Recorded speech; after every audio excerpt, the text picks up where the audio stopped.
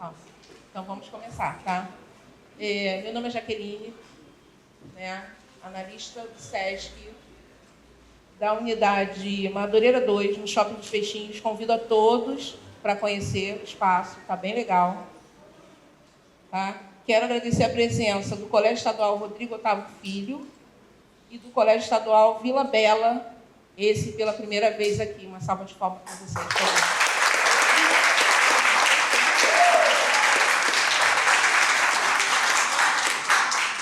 Seja uma parceria de muito tempo, tá, JJ? Vamos tentar. Eu quero começar... Vaz Lobo e... Vaz Lobo e Mesquita. Mesquita. O Rodrigo Otávio é de... Rodrigo Otávio, Vaz Lobo e Vila Bela Mesquita. Eu vou chamar aqui a representante do Centro Cultural da PGE. O pessoal já conheceu um pouquinho, né? Então ela vai falar um pouquinho aqui com vocês e depois eu retorno. Boa tarde, gente. Sou Karen, membro da Comissão de Racismo da PGE, servidora lá do Gabinete do Procurador-Geral. Vim aqui hoje para poder dar as boas-vindas a vocês, dizer que é uma honra imensa ver essa sala repleta de tanta gente bonita, de tanta gente alegre, de tanta diversidade. É um prazer enorme, enorme, enorme receber Dandara aqui no nosso chão. Essa sala que só a gente sabe o que representa. Vocês fizeram a visitação guiada, então vocês sabem a importância de nós estarmos ocupando esse espaço aqui. Não poderia deixar de vir aqui, apesar de não poder ficar até o final. Vou para o meu terreiro para poder fazer as coisas de Cosme e Damião e agradecer pela saúde de todos nós.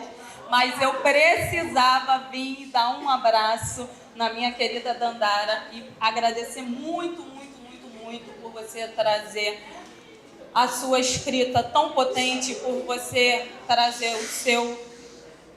Eles estão animadinhos.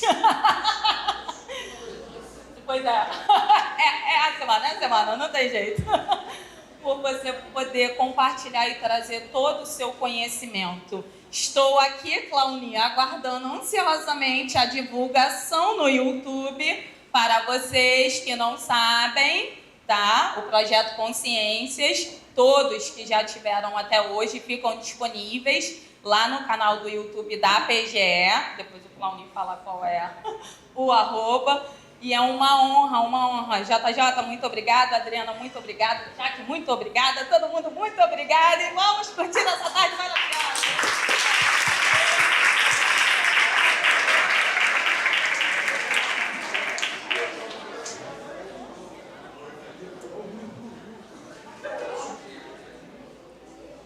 Bom, Adriano... não adianta se esconder não, te vi. Quer falar um pouquinho? Temos duas escolas estaduais aqui hoje, uma que veio pela primeira vez, os territórios de Vaz Lobo e outro Mesquita.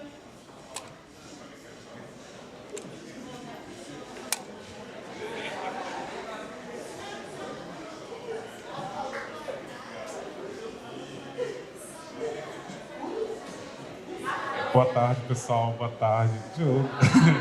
Tudo bem? Eu sou Adriano, sou lá da Gerência de Educação do SESC Rio. Estou com a Joyce também, a Tatiana, aqui representando a gerência. É uma felicidade muito grande para nós da gerência estar aqui nesse espaço tão significativo para a nossa história, né? Em parceria com o Centro Cultural, com a PGE, implementando uma agenda antirracista, trazendo pessoas de referência na luta antirracista, né, que contribui para a positivação da identidade negra, resgata essas histórias positivadas, porque durante muito tempo a gente não tinha referências de pessoas negras à frente, né, das ciências, tecnologia, literatura. Então, para nós é uma felicidade muito grande estar nesse espaço, trazer pessoas como a Dandara aqui, né, junto com a PGE, junto com o Centro, e ter vocês aqui, que é, na verdade, o sentido da gente ter essas programações aqui. Então, é um momento que a gente traz pessoas que são referência, nas literaturas, na ciência, tecnologia, para que vocês saiam daqui munidos de informações, né, para desconstruir o que historicamente foi construído sobre a população negra brasileira. Isso é tudo mentira. Então, é mais uma tarde que convido vocês a absorver tudo que a Dandara vem trazer, toda a experiência. A Dandara é uma pessoa incrível, uma intelectual, socióloga, que vem produzindo muitos conhecimentos, muitos debates para nós, pessoas negras, periféricas, e que a gente precisa mudar toda essa estrutura, né, de opressão que a gente vem passando durante séculos aqui no Brasil, no Rio de Janeiro. Então, muito obrigado pela presença de cada um de vocês. E aí passar, né, aqui a bola para a Jaque e a Dandara dar continuidade. Né? Fernanda agradecendo mais uma vez.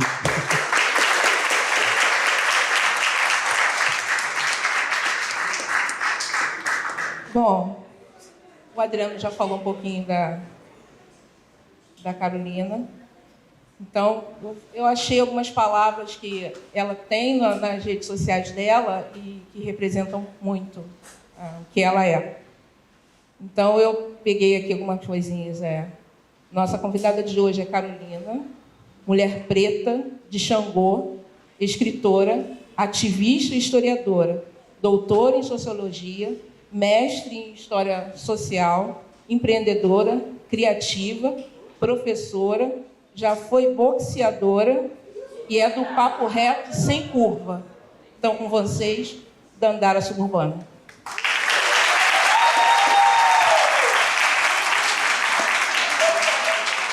Gente, boa tarde. Eu perguntei de onde eram as escolas, que é importante a gente dizer de onde a gente veio, né? Nosso território diz muito sobre a gente. Eu sou Carolina Rocha de batismo, né? De certidão de nascimento, mas eu também sou Dandara Suburbana, que é o nome que eu uso para assinar meus textos literários, e eu vou explicar já já por que Dandara Suburbana. Mas uma das coisas é que eu gosto de marcar no nome o lugar do subúrbio, que é de onde eu vim, da Zona Norte do Rio de Janeiro, e também estudei numa escola chamada Rodrigo Otávio, Escola Municipal Rodrigo Otávio, na Ilha do Governador. Então, por isso que eu perguntei também dos territórios, que é importante. Hoje eu quero bater um papo com vocês sobre escrita, e aí eu queria começar fazendo perguntas, porque isso aqui não sou só eu. Tudo que eu vou falar aqui hoje, vocês vão estar junto comigo e vão estar construindo comigo esse momento. Quando a gente fala de conhecimento, quando a gente fala de aula, quando a gente fala de escola, a gente não faz nada sozinha e sozinho. Tudo que a gente faz é levando em conta a troca. Então, para mim, vai ser muito importante vocês trazerem o que vocês têm de saber e conhecimento, que eu tenho certeza que é muita coisa, somando com o meu e a gente fazer aqui boas trocas. Então, é muito nesse sentido de que vocês já trazem muitas coisas, de que eu trago também algumas coisas e de que juntos e juntas a gente consegue elaborar aí bons pensamentos, boas ideias, bons papo reto, porque a gente junto e misturado é melhor. Então eu queria começar perguntando o seguinte: quem aqui gosta de escrever?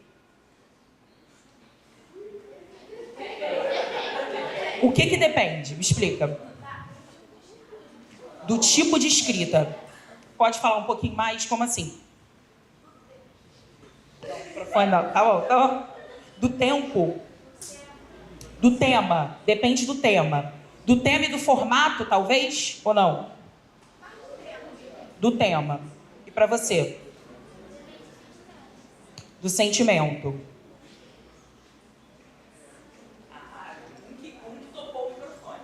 Para mim, depende do tipo de história que eu quero contar. Então, será que eu posso dizer que se tiver liberdade para vocês escreverem o que vocês quiserem é melhor? Flui melhor? Do que tendo alguma obrigação? Tá. Mas quem, gente, gosta de escrever e queria falar alguma coisa? Sem microfone? Então eu vou aí para te ouvir, para poder falar no microfone, que aí todo mundo... Você gosta de escrever?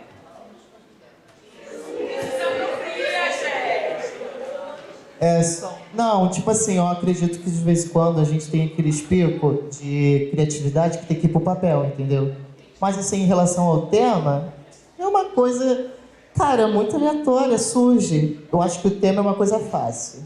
Pra mim, o mais difícil é encerrar a escrita, entendeu? Mas assim, é bem top. É, o ponto final. Porra, muito... Desculpa, mas assim, é bem difícil. Porque a gente vai evoluindo, as ideias vão surgindo, e tipo, é difícil chegar no final. Então, você pode dizer o seguinte, que quando você está escrevendo, quando você começa a escrever, fica mais fácil continuar escrevendo.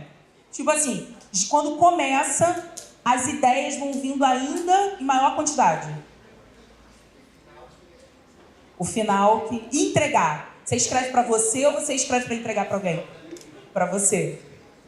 Beleza. Mais quem, gente? Pode falar no microfone.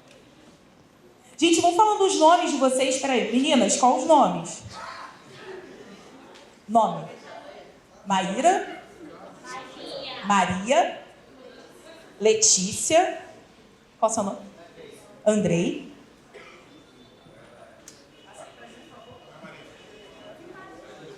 Yasmin. Eu acho que em relação a escrever também vai depender sobre o que você está escrevendo. E eu em específico, eu prefiro ter um tema. Que eu entenda o tema. Porque se deixar muito livre a escrita, dependendo de como tiver na sua cabeça, como... Eu esqueci o nome dele. Como o Andrei falou, a gente vai falar muito e nunca vai chegar em um final de alguma coisa. Quando você tem que escrever uma redação ou alguma coisa, geralmente eu prefiro ter um tema que eu entenda. Mas se eu escrever pra mim, eu não tenho essa pressão tanto de chegar em um final, sabe? Mas eu gosto bastante de escrever independente do tipo.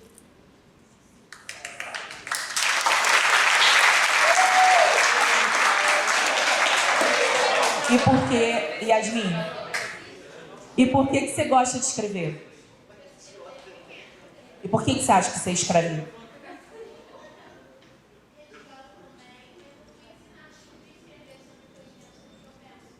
Sim. Que é terapêutico também, ou seja, ajuda a acomodar os sentimentos, as emoções, elaborar o que está sentindo, é isso? É isso, para entender o que está na cabeça. Perfeito. Mais alguém, gente? Quer falar de escrita? Ninguém? Primeiro agradecer, né, as contribuições, acho que já falaram muitas coisas. E agora eu quero fazer uma segunda pergunta. Quem odeia escrever? Ele levantou com convicção. Alguém quer comentar porque odeia escrever? Tá liberado, gente. Os diretores, professores, para ninguém tá olhando. Fecha o olho todo mundo. Você quer falar? Não? Não precisa ser no microfone, você pode dizer daí. Preguiça. Ficar pensando que tem que escrever. Qual é o seu nome? Luiz. Mais alguém quer comentar? Você quer comentar? Por que não gosta? Se for texto muito grande. Mas aí você está falando de copiar alguma coisa, né? É cansativo. Mas se você tiver um tema e você tiver que escrever? Eu quero saber os dois. Por obrigação e quando você resolve escrever por você mesmo.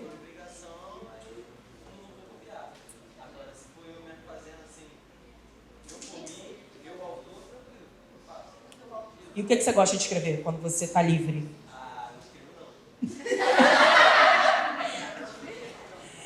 Não gosta de escrever por obrigação, mas também não está escrevendo com... Não é algo que você tem o hábito. Justo. Qual é o seu nome? Vitor. Mais alguém que odeia escrever quer comentar?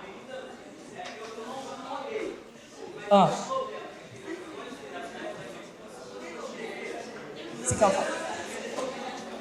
Sua letra é horrível. Mas isso você está falando de escrever à mão.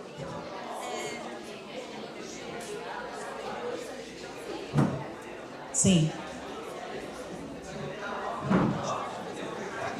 Dá ruim. Entendi. Mais alguém, gente, que não gosta de escrever, que odeia ou que não gosta de escrever, quer comentar? Quer falar? Não? Hein, gente? É importante, não tem certo e errado, não. O não gosta, na verdade, é mais importante do que o gosta. Que é pra gente bater papo sobre isso. A outra tá ali, eu gosto. Mais alguém, gente? Mais alguém quer comentar que não gosta? Agora eu tenho uma terceira pergunta. Quem tem dificuldade para escrever? É diferente. Você pode gostar, você pode não gostar, mas você pode ter só dificuldade. Por que vocês acham que vocês têm dificuldade para escrever? Preguiça. Bom, autocrítica.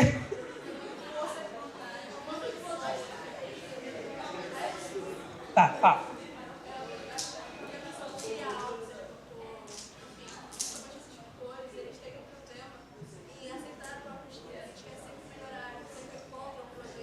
Sim.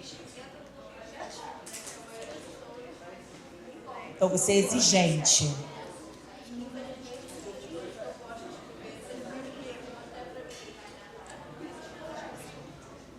Você queria ser escritora antigamente? Você mudou de ideia?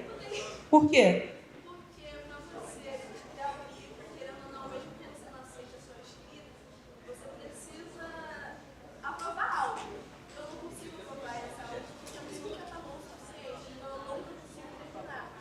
Entendi.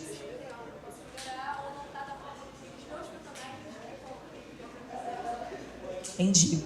Então tem a questão também de nunca estar bom o suficiente. Tem isso também. Mais alguém quer comentar a dificuldade com a escrita?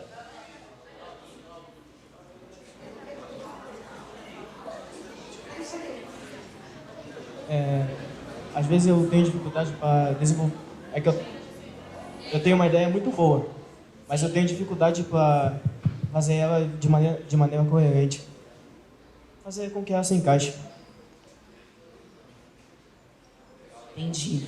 Encaixar a ideia, deixá-la de maneira coerente. Mais alguém quer comentar a dificuldade com a escrita, gente? Então tá. Foi muito bom. Gente, foi muito bom tudo que vocês trouxeram, porque parte disso, tudo que vocês comentaram de alguma maneira, também vai estar no que eu quero comentar aqui com vocês. Eu chamei essa apresentação, né? Eu trouxe uns slides, não é nem pelas coisas escritas, é por algumas imagens que eu quero mostrar. Chamei de escrita da gente. Por que eu chamei da escrita da gente? Primeiro, para dizer que existem muitas maneiras de escrever, muitas formas de escrita. E às vezes a gente não se identificar com a escrita pode ser porque a gente esteja com a ideia muito fixada em um único modelo de escrita, uma única forma de escrever. Vou dar uma ideia, um exemplo para vocês. Todo mundo aqui consome escrita de alguma maneira. Todo mundo aqui lê e consome escrita de alguma forma. Porque a escrita, gente, não está só no livro. Escrita está na música, por exemplo. Quem gosta de música? Quem ouve música pelo menos uma vez por dia? O dia todo. Vocês escutam música o dia todo. Música também é escrita. Primeiro porque toda canção tem, a maioria, né, se não for instrumental, tem uma letra. Mas mesmo se não tiver letra, tem uma partitura. Então tem escrita, não tem jeito. Então vocês já consomem escrita. Outra coisa que tem escrita, novela, série da Netflix. Tudo isso tem roteiro. É escrita. A propaganda do comercial de TV tem o quê? Escrita. Tem roteiro. A peça de teatro tem escrita, tem dramaturgia. Então, tudo que a gente consome, de alguma maneira, tem escrita. Inclusive, o que vocês amam, eu tenho certeza que são as redes sociais. Twitter, X, falecido, Deus o tenha, tem escrita. Voltou? Tô vendo? Velha, né? Velha. A idade, ela fica logo ali, ó. Instagram, até o TikTok, que é uma plataforma de vídeo. Gente, TikTok, plataforma de vídeo, mas que muitos das pessoas que produzem vídeo estão fazendo o quê? Roteiro também para o vídeo. Mas nas redes sociais a gente escreve, antigo falecido Orkut, que vocês nem conheceram, né? Facebook também, né, que já ficou lá atrás, muita gente nem teve. Tudo isso também tem, de alguma maneira, a escrita. Tem um gênero literário, inclusive, chamado fanfic. Fanfic, é sério. Não, é sério. Fanfic é um gênero. É sério, gente. É um gênero, é real. É real. Vocês sabiam que na sociologia tem uma coisa chamada, na sociologia, tem uma coisa chamada sociologia dos rumores? Eu falo que é a fanfic. O que é a sociologia dos rumores? Fofoca. Porque fofoca, gente, fofoca é material investigativo, fofoca é história. A história da gente é cheia de fofoca e fanfic. Vocês tiveram um pouquinho da história aqui, desse espaço. Quando a gente vai olhando toda a história, é cheio de história. O que é o que a gente chama bonita, né? De forma elegante, de rumores? É o que as pessoas estão falando sobre as coisas. O que as pessoas estão falando sobre as coisas é também parte do que a gente tem de história. Não importa se é verdade ou mentira. Se está todo mundo falando, tem um indício, tem um sinal de que tem alguma coisa ali. Alguma coisa que está chamando a atenção. Se aconteceu exatamente como está ali ou não, não sabemos. Mas, na verdade, toda vez que a gente conta uma história, a gente coloca nessa história quem a gente é. Se eu contar uma história, Jaqueline contar uma história, Adriano contar uma história, vocês contarem uma história, nós vamos contar cada pessoa essa história de maneira diferente. Se eu ver uma cena, eu vou descrevê-la de uma maneira. Se você ver, você vai descrever de outra.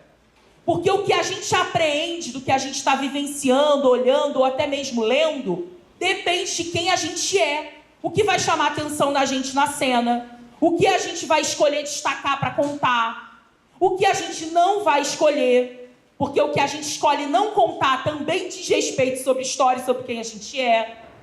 Então, cada pessoa conta uma história de uma maneira. E toda vez que a gente conta uma história, a gente coloca nela quem a gente é. A gente coloca nela, ou seja, a nossa própria história. Isso é muito importante porque a gente vai falar aqui hoje.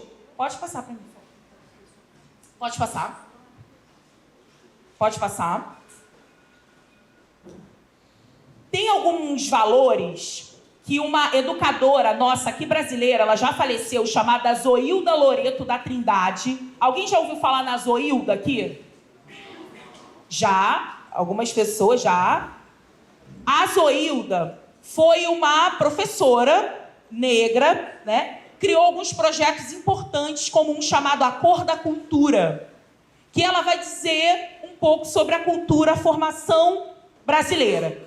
E ela vai elencar o que ela vai chamar de valores civilizatórios afro-brasileiros. Ou seja, tudo aquilo que a gente tem de valor do nosso cotidiano, nos nossos subúrbios, favelas, periferias, na cidade, que circula na cidade, e que são também marcadores das tradições que a gente tem de povos africanos e indígenas. Sabemos que a gente está num país que foi colonizado, que a gente teve tráfico negreiro, que pessoas negras africanas de lugares, etnias, territórios, culturas diversas foram trazidas para cá, né, em navios negreiros para serem escravizadas. Sabemos também que muitas dessas pessoas africanas vieram também livres para o Brasil e não só escravizadas, né? Hoje a gente tem documentação, principalmente no século 17, 18.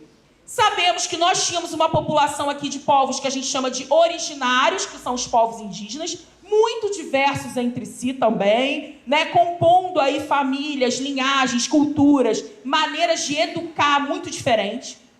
E a Zoilda vai identificar no que a gente hoje chama de Brasil, né? A gente tem Brasil como nome que abarca todo mundo, só que nós somos uma diversidade enorme de pessoas, de povos, inclusive de região, né? O Brasil é um país de dimensão continental. Então, se a gente pega, a gente está aqui no Rio de Janeiro, se a gente vai para o Acre, a gente tem outra realidade. Se a gente vai para o Maranhão, a gente tem outra realidade. Se a gente vai para Goiás, se a gente vai para Porto Alegre, né? Então, a gente é um país de dimensão continental e com muitas referências, né? E aí a Zoilda vai dizer que alguns valores que a gente tem a ver com essa herança desses povos. Cooperativismo, circularidade. Aqui a gente não está em roda. Geralmente eu gosto de conversar com todo mundo em roda. A gente está numa sala que vocês são muitos. Para a gente fazer isso, a gente teria que ter um espaço muito maior, né? Para a gente fazer um rodão. Mas geralmente a gente gosta de estar em roda. Vocês já devem ter visto vários lugares em que professores falam assim, vamos fazer uma roda? Por que a gente fala em roda? Roda é porque é bonitinho? Não, gente, roda é um modelo pedagógico. A roda é o que a gente chama de uma metodologia, um método. É um método que diz o seguinte, na roda, ninguém é melhor do que ninguém. Na roda, você pressupõe que o conhecimento ele circula. Ou seja, todo mundo que está numa roda tem contribuições, tem ensinamentos e tem aprendizados a fazer. Esse é o simbólico da roda, né? Por isso que fazer roda é importante. O nosso modelo de escola, ele é verticalizado. Concordam que aqui a gente está numa linha reta? É vertical. O nosso modelo de escola hoje ainda é o modelo jesuítico. Ainda é o modelo que os nossos jesuítas, missionários religiosos, catequizavam, ou seja, evangelizavam a população africana e a população originária de várias etnias aqui no Brasil. Qual é esse modelo de educação? É um modelo da linha reta. É um modelo em que o professor, às vezes, está até num tablado. Eu não sei se na escola de vocês, na sala, tem um tablado, mas em escolas mais antigas, você tem aquele saltinho, assim, mais alto, onde o professor fica um pouco mais alto, tem um degrau. Isso não é aleatório. Nenhuma construção de espaço é aleatória. A maneira como a gente divide os espaços, a maneira como a gente organiza as pessoas, tudo isso tem sentido. É criado por um objetivo. Então, por exemplo, essa coisa de eu estar aqui, eu estou aqui na frente, vocês estão aí. Todo mundo está olhando para mim. Na roda isso não aconteceria. A gente estaria uns olhando para os outros. A gente estaria olhando uns para os outros. Ainda que um estivesse falando em algum momento, tivesse mais destaque, mas você troca mais. Então, esse modelo vertical inclusive na sala de aula, vocês sabem disso melhor do que eu, a maneira como a gente senta também não é aleatória. Quem senta na frente, quem senta no meio, quem senta atrás. A maneira como as pessoas que sentam na frente vão ser vistas, quem senta atrás vai ser visto. Toda essa divisão do espaço é também um modelo que diz o seguinte, que quem é o professor tem mais poder de ensinar e, teoricamente, é o que traz o conhecimento. E o aluno é aquele que só recebe. Esse é um modelo tradicional que a gente tem. Óbvio, professores, modelos pedagógicos, escolas fazem diferentes dependendo do contexto. Mas esse é o nosso modelo tradicional. A palavra aluno vem do latim, significa alumini. Sabe o que é alumini? Ser sem luz. Sabe o que significa ser sem luz? Aquele que precisa ser ensinado, aquele que não traz nada. E o professor é o ser iluminado, que é aquele que vai trazer a iluminação. A iluminação é o quê? O conhecimento, o saber. Daí vem o nome das coisas, diz pra gente o que significa isso, né? E aí, a ideia da gente trazer esses valores que falam de ancestralidade, musicalidade. A musicalidade é um valor. O fato de todo mundo aqui amar música, o fato de, na cultura brasileira, música ser tão importante pra gente, não é aleatório. Música também é um valor, musicalidade também é um valor importante, que vem desses povos, que dançam e cantam para transmitir conhecimento. Dançar e cantar. Se a gente for ver qualquer filmagem de povos indígenas, a gente vai ver qualquer ritual, qualquer momento precedido de quê? De uma roda, onde as pessoas batucam, cantam e dançam. Por que batuca, canta e dança? Porque é bonitinho? Não, porque isso é transmitir conhecimentos e saberes. A música transmite conhecimentos e saberes. O som, a batida. A gente tem isso na nossa sociedade. Por exemplo, um exemplo que eu sempre dou é a importância do rap e do hip hop para pessoas negras.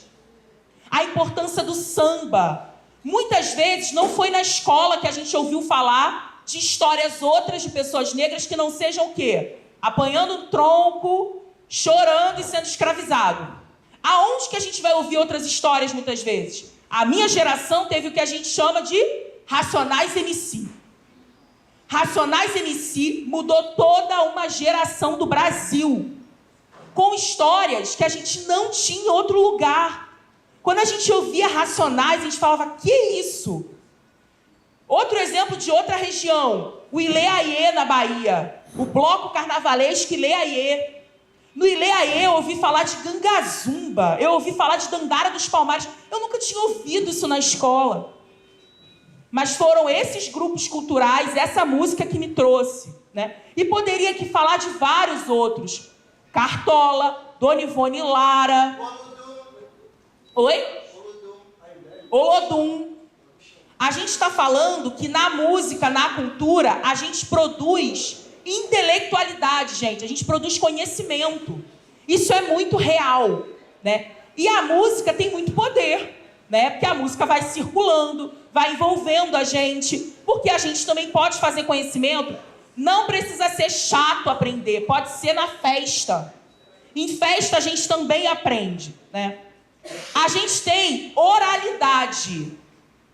Muitas pessoas falam para mim assim, eu amo falar, mas eu odeio escrever. Ou então eu tenho muita facilidade para falar e muita dificuldade para escrever. Eu não sei se aqui tem alguma tagarela, algum tagarela, que fala muito, que gosta de falar, que tem várias ideias, mas na hora de escrever trava. Isso é real. A oralidade é um valor desses povos pra gente, que é, primeiro porque a gente teve um momento no Brasil de escravidão, gente. Convenhamos, ninguém que estava sendo escravizado estava podendo compilar livro, ok? Ninguém estava fazendo livro. Não era permitido. Pessoas negras, após a abolição, não puderam frequentar a escola. A gente não tinha direito de frequentar a escola. Por isso que a gente tem política de ação afirmativa, como cota, 10.639, porque teve leis que diziam que a gente não podia frequentar a escola. Então a gente tem leis hoje que garantem inserção para dar conta dessa diferença, que foi de décadas, gente, de séculos, né? Então, tem questões também importantes com isso, né? E aí, a oralidade foi muito importante para a gente. Por quê? Era através de contar a história que a gente transmitia conhecimentos e saberes.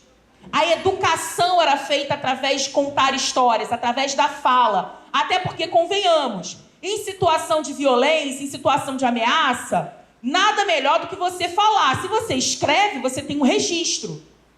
Aquilo fica registrado, isso é um problema. Então, falar garante também, muitas vezes, manter o segredo e o anonimato, né, de você não ter registro do que foi dito. Porque a escrita, ela fica. Isso é uma outra coisa que a gente vai falar, ela perdura com o tempo. Então, a oralidade foi muito importante na construção desse país. O que a gente chama de mães pretas, que eram as mulheres negras que ficavam cuidando das crianças, no que a gente chama de casa grande, na casa senhorial, elas educavam essas crianças com canções de niná. O que são canções de niná? É você educar através da fala, da oralidade, contando história. Vou dar um exemplo para vocês. A maioria dos nossos pais, das nossas mães, muitas vezes conta história pra gente. Principalmente avós, que tem mais tempo também, né? Pai e mãe tá sempre na correria trabalhando. O que é? Não é você dizer assim, tipo, cara, você não pode fazer isso. É você dizer, ó, vou te contar uma história. Aí começa. Fulano, não sei aonde foi fazer isso e aconteceu aquilo. Entende que é diferente? Uma coisa é você dizer não, outra coisa é você contar uma história para dizer que aquilo não é legal. Então, isso é uma técnica. E a gente tem nas nossas famílias. Todo mundo tem na família uma avó que conta história pra caramba, um tio que conta história, né? Um tio que faz música, que faz rap, que faz funk, porque o funk também não é pouca coisa pra gente, é muita coisa. É do funk que a gente também tem muitas das nossas histórias, da nossa corporeidade, da nossa musicalidade, da nossa memória. Tá ali no funk também, contando a história, contando o cotidiano, narrando o cotidiano. A gente tem aquele que gosta de ver futebol e narra o futebol mais rápido que o locutor. Né? Isso também é a força dessa oralidade. A gente tem aquele tio que conta história, alguém morre e se taca no chão. Porque aí não é só oralidade, é o corpo. É contar a história com o corpo se movimentando junto com a história. Não à toa, batalha de rima, batalha de rap e slam faz tanto sucesso pra gente. Que é um movimento de poesia que é falada e também encenada com o corpo. Ou seja, o corpo em movimento, em performance, conta aquela história. Todo mundo aqui conhece o xamã? O xamã começa... A carreira do xamã começa em roda de rima. O xamã era poeta de roda de rima na rua. Orochi também. E vários outros. Só vocês procurarem no YouTube, no Google, vocês vão achar disputando roda de rima. E aí na roda de rima você tem o quê? O improviso, porque de improviso você tem um tema, você tem que improvisar ali na hora. Você tem que manter a rima, você tem um tempo específico. E isso, gente, é uma tecnologia, uma técnica. Uma técnica que vem aí dessa ancestralidade, desses povos, e que faz a gente circular conhecimento. A ludicidade, o lúdico, aquilo que a gente consegue ser inventivo, o artístico, que é tão importante também. A religiosidade, religião é muito importante no nosso país. E não é à toa. Não é à toa. Religião faz parte também da nossa formação. Muita gente falou aqui que aprendeu a escrever e escreve muito por causa da igreja, por causa da religião. Isso é real. Então a gente não pode ignorar isso. A religião é importante. A energia vital, ou também o que os povos de terreiro vão chamar de axé, e a corporeidade, ou seja, o corpo. Já reparou que a gente fala gesticulando? Eu tô aqui falando e eu tô assim, ó, suando. A gente fala com o corpo. Quando a gente fala aquela coisa de... E vai falando, e vai falando, e vai falando. E vai mexendo, e bate cabeça, e vira. Isso tudo, gente, é o corpo em movimento com que a gente fala. Então, o corpo pra gente é muito importante. Por isso que às vezes as pessoas falam assim, ai, fica quietinho. Ai, essas crianças não param. Ah, porque estão o tempo todo se movendo. É esse corpo em movimento, porque o nosso modelo de escola não dá espaço pro corpo. O nosso modelo de escola, a gente aprende o que na fila do hino nacional? Mãos ao longo do corpo, silêncio, postura. Você ter postura é você fazer o quê? Ficar quieto, imóvel, estático. Os nossos arquivos de memória, eles são estáticos. O que é uma biblioteca? A biblioteca, ela só tem movimento se a gente for na biblioteca. Se eu não for lá, abrir o livro, ler, debater o que está sendo colocado no livro, aquilo é um arquivo parado de memória. O que é um museu, gente? Principalmente o modelo clássico do museu, o museu é parado. O museu só tem movimento se a gente vai lá e circula. Mas se você não pode falar, não pode se movimentar muito, tem que ficar quieto, criança não é bem-vinda, jovem não é bem-vindo, não tem movimento. Eu vou dar uma história para vocês. Há um tempo atrás, uma amiga que é assistente social levou as crianças da creche, que ela era diretora, para assistir uma exposição no CCBB. Vocês conhecem o CCBB? Está aqui no final do 1º de março, Centro Cultural Banco do Brasil. Nessa mesma rua, Centro Cultural Banco do Brasil, só que é lá na esquina. O CCBB tinha uma exposição. Logo na entrada do CCBB, tinha uma exposição cheia de maçãs. Era uma exposição chamada Éden. E tinha muitas maçãs. Uma instalação cheia de maçãs. Qual foi a primeira coisa que essas crianças fizeram quando elas entraram? É óbvio, né, gente? É tão óbvio. Os seguranças do CCBB, os coordenadores, o pessoal ficou desesperado. As crianças agarraram na maçã, comendo a maçã, as professoras gritando com as crianças. Uma confusão. E aí, uma das crianças, 4 aninhos, virou e falou assim: ué, tia, mas maçã não é de comer? Gente, maçã não é para comer? Você tá vendo a maçã ali? Qual é o mais lógico? E aí ficou todo mundo sem saber o que fazer. Uma confusão, porque as crianças comeram as maçãs. Maçãs, detalhe, que iam apodrecer, porque você trocava as maçãs, né, durante o tempo, porque apodrece, né, gente? Mas era melhor apodrecer do que alterar a instalação do artista. Alterar o que está colocado ali. A nossa expectativa do conhecimento é que ele fique ali, ó, intocável. parado. E eu nem estou falando de algo que é muito antigo, que precisa ser restaurado, precisa ser conservado. Estou falando de algo que é uma instalação de maçã. Né? E essa história é maravilhosa, porque criança é maravilhoso. Porque ela tira a gente do lugar do nosso conforto, da expectativa. O cara foi comer maçã. O artista achou maravilhoso, tá? Quando ficou sabendo. É óbvio. O artista achou aquilo incrível, porque era isso. Ninguém nunca tinha pego uma maçã. As pessoas todos os dias entravam, olhavam, ninguém teve essa atitude de pegar a maçã, né? Então, a gente tem arquivos de memória, arquivos públicos, que eles são estáticos, eles são sem movimento. Os povos de matriz africana e indígena, eles têm a ideia de que o conhecimento é feito no movimento, que não é possível ter construção de saberes, ideias, sem movimento.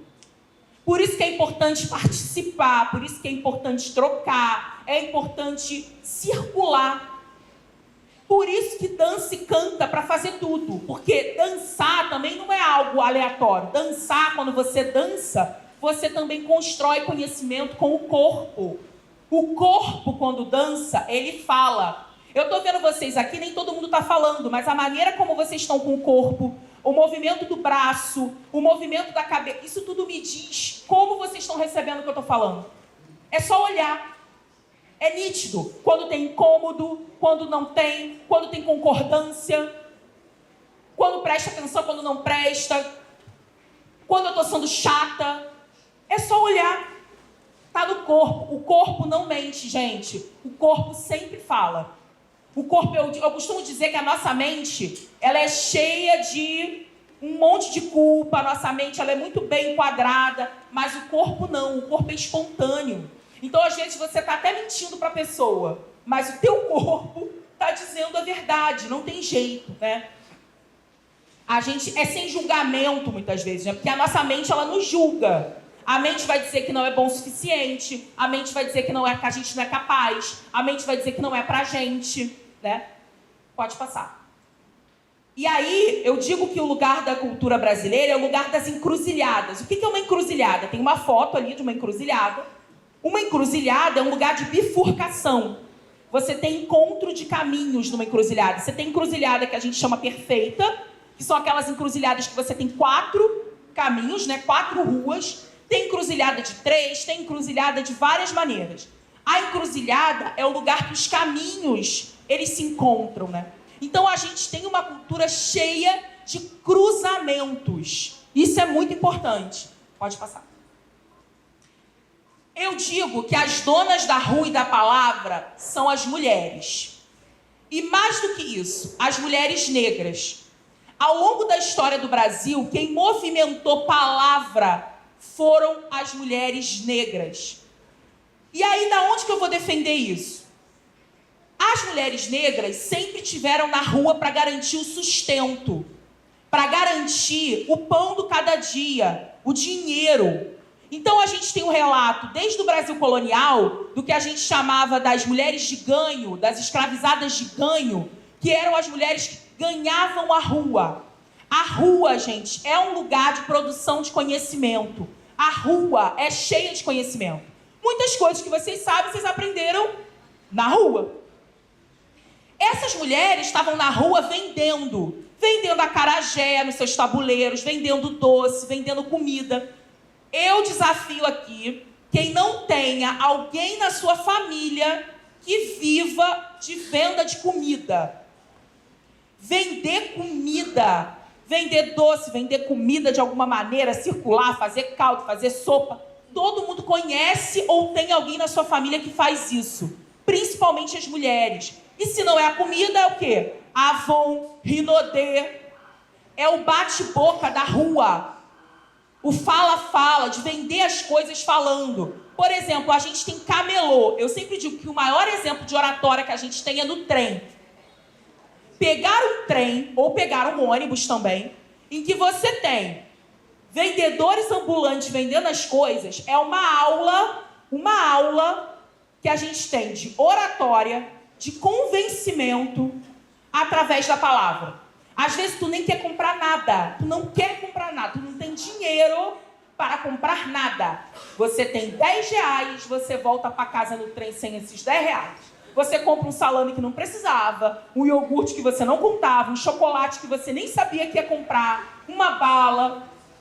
Isso é um poder, isso é uma inteligência, gente, que a gente subestima, porque a gente está tão acostumado com camelô, camelódromo, gente vendendo coisa. Mas, gente, tem empresa que chama isso de storytelling.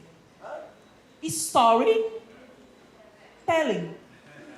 Que é o quê? Contação de história. Sabe quem usa storytelling para vender coisa?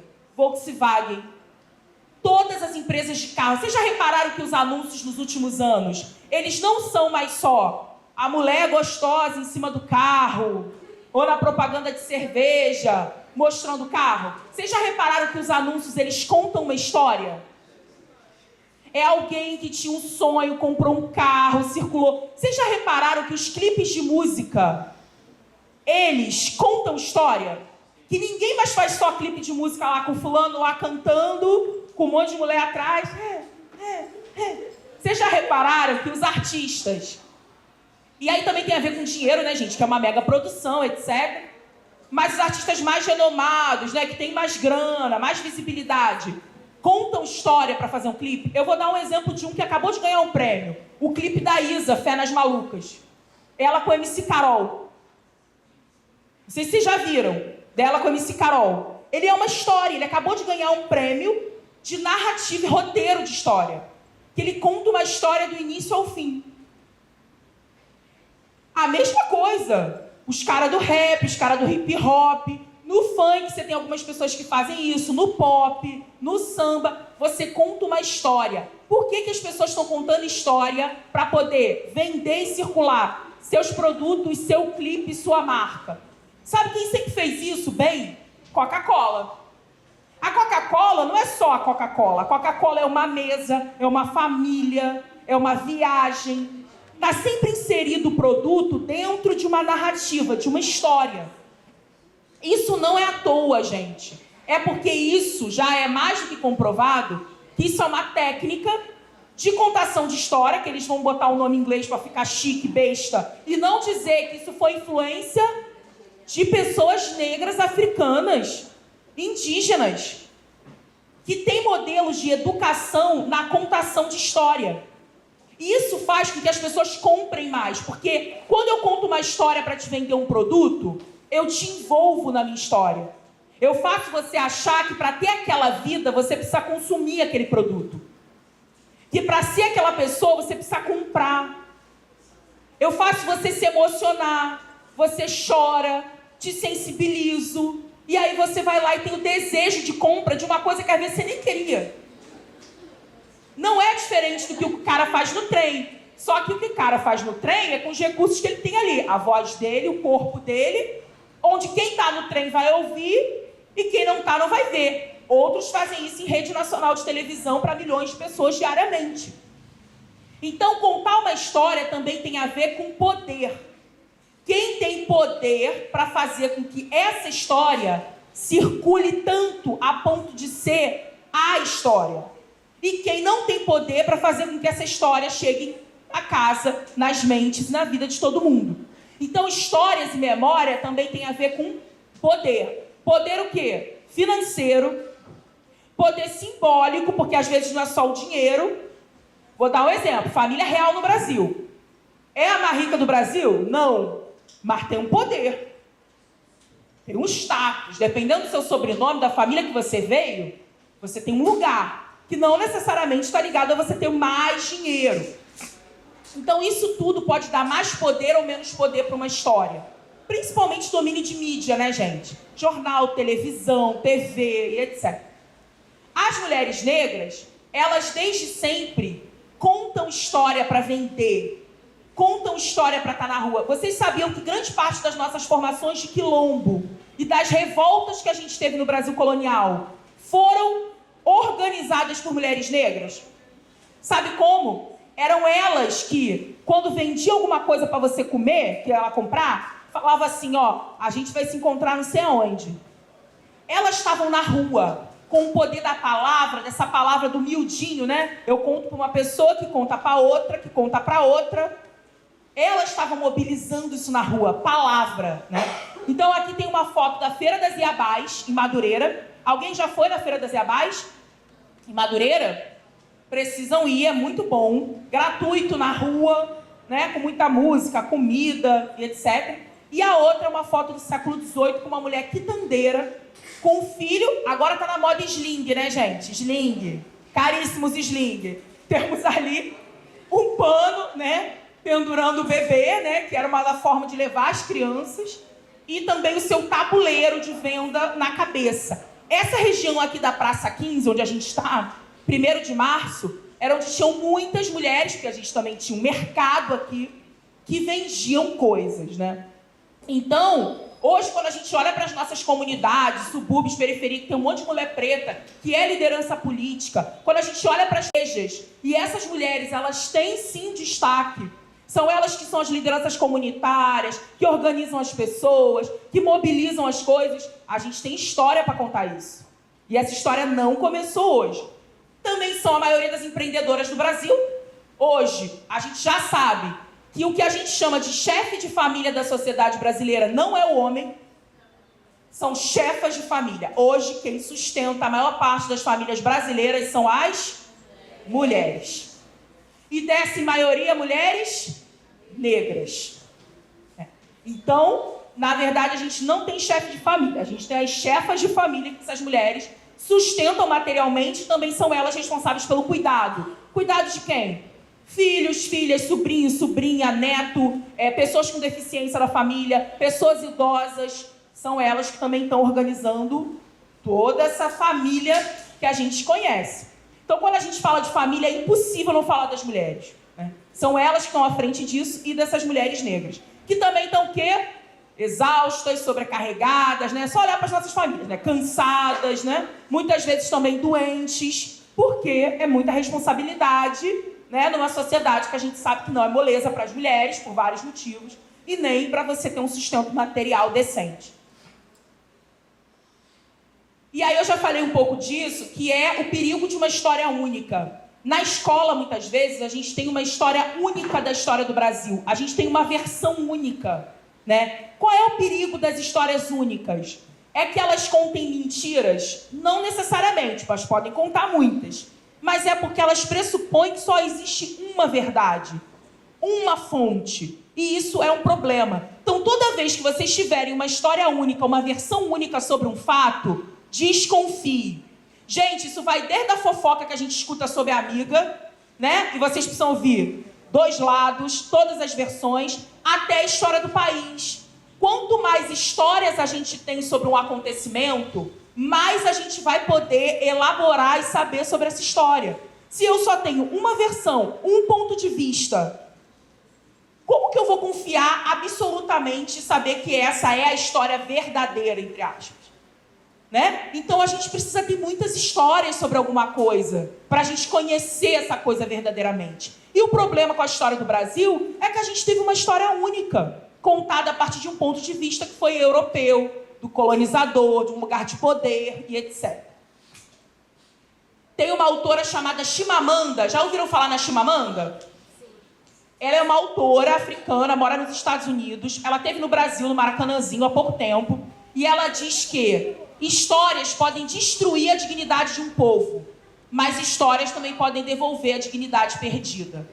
Isso é muito poderoso. Quando você conta uma história sobre alguém, você pode destruir essa pessoa. Vocês concordam? É fácil de entender. Dependendo da história que você vai contar sobre alguém, você pode acabar com essa pessoa.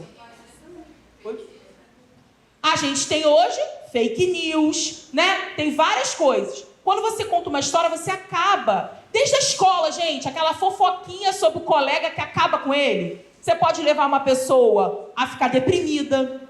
Você pode destruir a reputação de uma pessoa, né? Então, história, palavra, tem muito poder. Isso também com os povos, isso também com a origem desse país, isso também com as contribuições que a gente tem no país.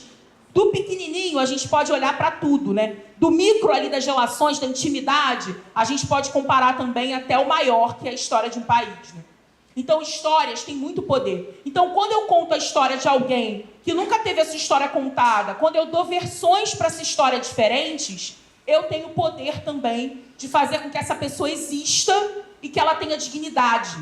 Eu estou falando isso porque quando a gente fala de literatura, a gente está falando de personagem. Quando a gente cria personagem, e a maneira como a gente vai contar as histórias é muito importante. Né? Muito importante. Assim, quando a gente também vai contar a história da nossa família, por exemplo. Muitos de nós, a gente não deve saber a história dos nossos pais, dos nossos avós, da nossa família. E às vezes a história que a gente tem em casa é muito diferente da história que a gente tem na escola. Sobre aquelas pessoas, sobre aquele povo.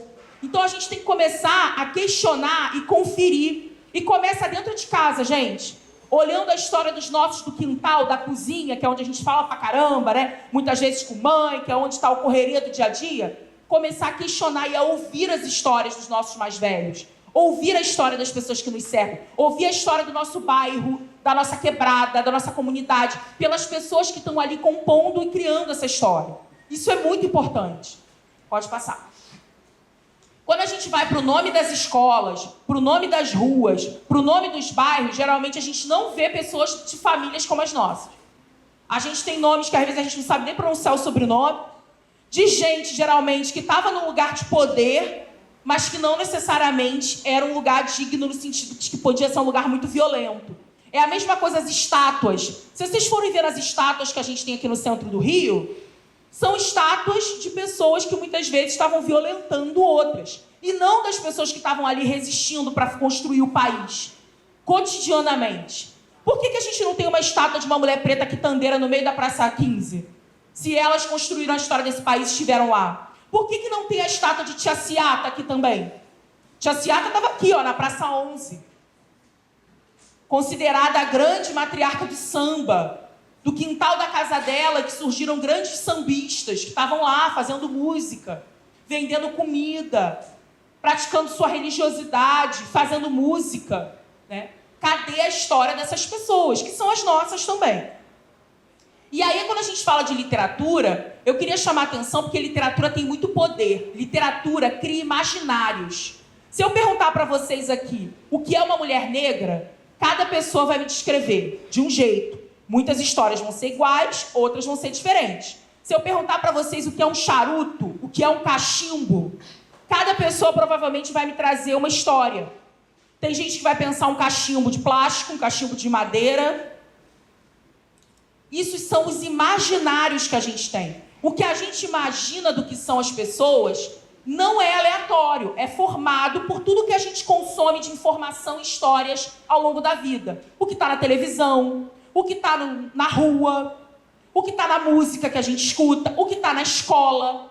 Tudo isso constrói um imaginário, uma ideia do que é uma pessoa, uma coisa, uma situação, um povo. Né? Então, a gente precisa, a literatura ajuda a gente a ampliar nossos imaginários, a gente conseguir imaginar outras possibilidades. Qual o problema da literatura hoje no Brasil? Ela ainda é publicada, eu não digo escrita, digo publicada, em maioria, por um perfil específico da população. Homens, brancos, de classe social alta, heterossexuais, são eles que contam histórias de pessoas como nós. Isso em grande maioria, que publicam essas histórias, onde essas histórias circulam. Então a gente tem, por exemplo, hoje, em algumas escolas, alguns romances de grandes escritores, considerados grandes escritores brasileiros, que estão lá defendendo a escravidão. Isso é um problema. E a gente não tem outras histórias, porque hoje a gente tem até livro censurado. Por que tem livro censurado? Por que uma história pode contar e a outra não pode? Então é sobre isso que a gente tem que se perguntar. A Chimamanda, ela conta uma história maravilhosa, que ela foi criada lá na África, tendo livros de contos de fada de princesas que comiam maçãs e brincavam na neve. Imagina uma criança africana, né, no meio de um clima quente, tá lá ouvindo o tempo todo referências de princesas brancas, loiras, de olhos azuis, que brincavam na neve e comiam maçã. Eles nem sabiam o que era maçã. Comia manga.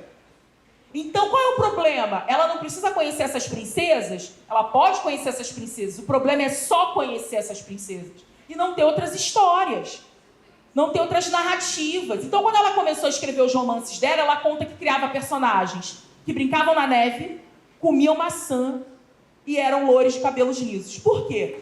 Porque foi todas as referências que ela teve ao longo da vida. Então, a gente precisa acessar outras literaturas, outras histórias, para que a gente também possa escrever melhor. A gente se torna escritores e escritoras melhores quando a gente tem muito mais referência, muito mais imaginários, né? E quando eu falo de fazer boas leituras, não é só ler livro, ainda que livro seja importante. Afinal, o livro, ele permite que a gente viaje sem a gente sair de casa. Tá lendo um livro, você pode conhecer outro país, outra cultura, outro lugar. Mas é importante também fazer leitura de vida, gente. Quando a gente anda na rua, a gente faz leitura. Toda vez que vocês entrarem no ônibus, no trem, no espaço, começa a ler aquele espaço. Observa quem são as pessoas que estão naquele espaço, como elas se comportam. Observa como está a arquitetura do espaço, como são compostas as coisas no espaço. Isso também conta história pra gente. Fazer leitura não é só acessar a letra caligrafada, escrita no papel. Fazer leitura é estar atento à vida. Como eu falei, o trem nos dá uma leitura, nos dá uma história. Muitas histórias, né?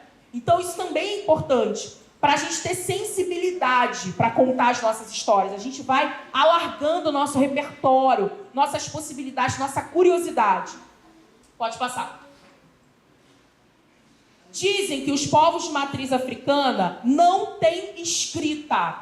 Vocês já ouviram isso? Na universidade vocês vão ouvir, se assim for o desejo de vocês.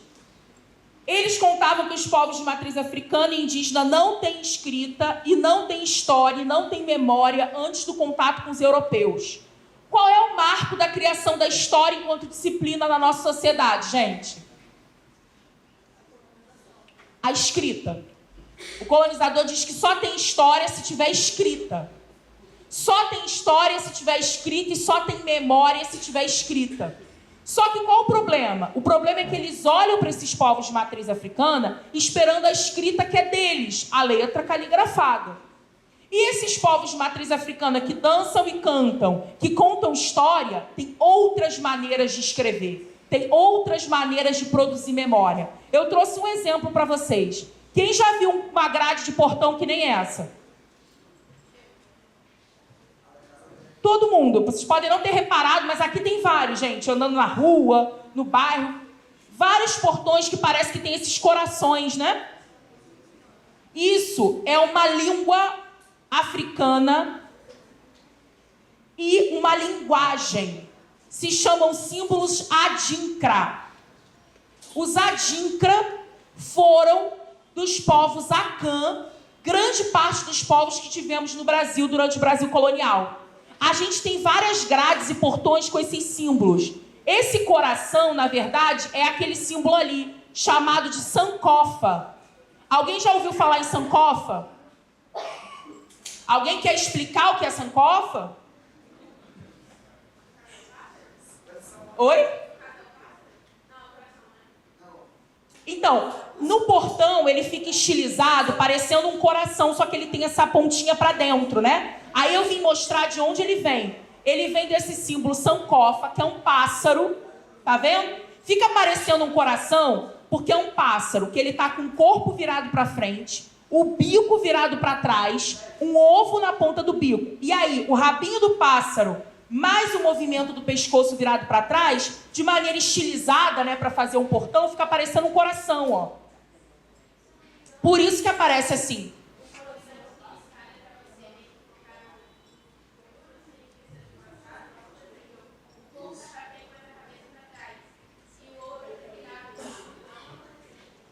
Faz muito sentido, mas alguém quer falar de Sankofa? Sankofa significa não é vergonha voltar ao passado para buscar o que se esqueceu. Mas tem tudo a ver com o que você disse. É um pássaro voltado para frente, o corpo para frente, no presente. O bico dele está voltado para trás, que é o passado. ele tem um ovo na ponta do bico que é o futuro. O ovo é o futuro, ou seja, é o embrião, né? Aquilo que ainda vai nascer, se desenvolver. Isso é o ovo, tem um embrião ali. E o que significa isso? Passado, presente e futuro estão intimamente relacionados. Ou seja, não é possível olhar para o ovo, que é o futuro, daquilo que ainda vai nascer, sem olhar para o passado de onde se veio. Porque isso marca completamente o presente. Então, quando a gente traz o passado, a gente fala das nossas origens, né? Do que a gente herdou, a gente está fazendo sankofa. A gente não está falando só sobre o que passou, a gente está falando do que a gente quer construir para o amanhã, né? E isso é muito importante, né? Passado, presente e futuro juntos. Isso é uma língua, uma linguagem. O nosso alfabeto tem um monte de letras. A, B, C, D. Cada letra é um símbolo. Isso aqui é um símbolo, só que esse é um símbolo que tem um significado complexo, ou seja, um símbolo que quer dizer um monte de coisas. As nossas letras, elas são mais simples, você precisa combinar as letras para formar palavra, formar frase, oração. E aí cada palavra vai dizer uma coisa. É uma outra maneira de linguagem, de língua, de tronco linguístico. Mas existem outras.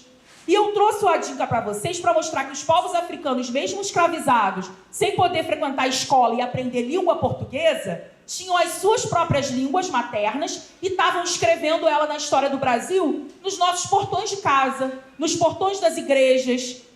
Ou seja, ainda que de maneira violenta, né, sendo violentados, essas pessoas nunca estiveram silenciosas. Existem muitas estratégias de falar e trazer o que a gente quer. O Adinka foi uma estratégia. Por isso que eu falo, olha a arquitetura da cidade, olha ao redor. Porque essas pessoas eram as que estavam trabalhando, carregando pedra, fazendo esses edifícios como esse aqui, gente. Não teria esse edifício aqui sem gente preta. Quem botou pedra por pedra dessas paredes foi gente preta, foram os nossos ancestrais, que trabalhava fazendo esse tipo de trabalho. Onde hoje a gente está sentado falando de história, e que muitas vezes a história dessas pessoas não aparece. Quando a gente olha para os portões das nossas casas, dos nossos bairros, dos lugares, essas pessoas estavam lá com a história impressa. Então existem muitas maneiras de escrever a história, de contar a história, né? Muitas maneiras. Pode passar, por favor. Eu sempre falo que o corpo é o protagonista das nossas histórias. O corpo, ele não mente. Isso aqui é o pessoal dos crias. Vocês conhecem os crias? De passinho, né? Que fazem o passinho do funk. Recentemente gravaram um clipe com a Anitta, né? Já eram bem conhecidos, ficaram mais conhecidos. Oi? Eles também já foram no Faustão, um monte de lugar.